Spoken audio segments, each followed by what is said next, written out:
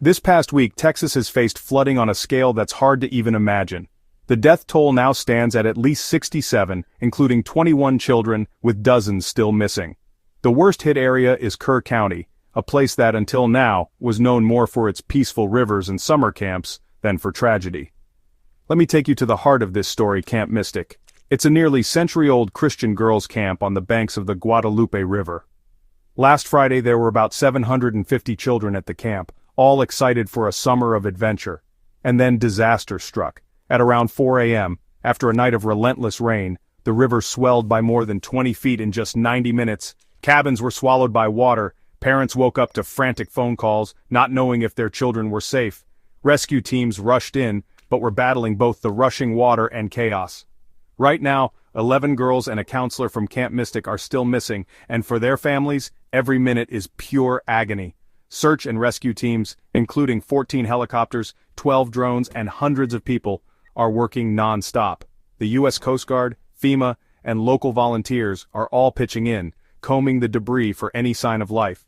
The devastation isn't limited to just one place.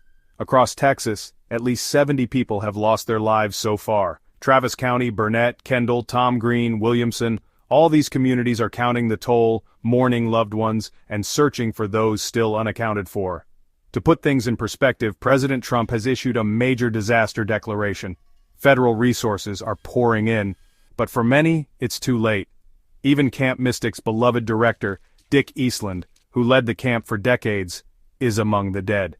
Officials admit, no one expected a flood of this intensity. There was no warning system in place. Nature moved faster than anyone could react. Texas Governor Greg Abbott visited the site himself, saying he had never seen such devastation.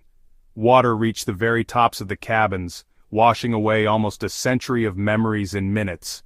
What's left now is heartbreak and questions. How do these communities rebuild? How do families carry on waiting for news that might never come? I just hope, in all this, we remember the families who are still waiting, the first responders who won't give up, and the children whose summer dreams turned into tragedy. Sometimes the news is just a headline, but behind every number there's a story and a name and a family. Stay tuned for more updates. And if you can, keep these families in your thoughts.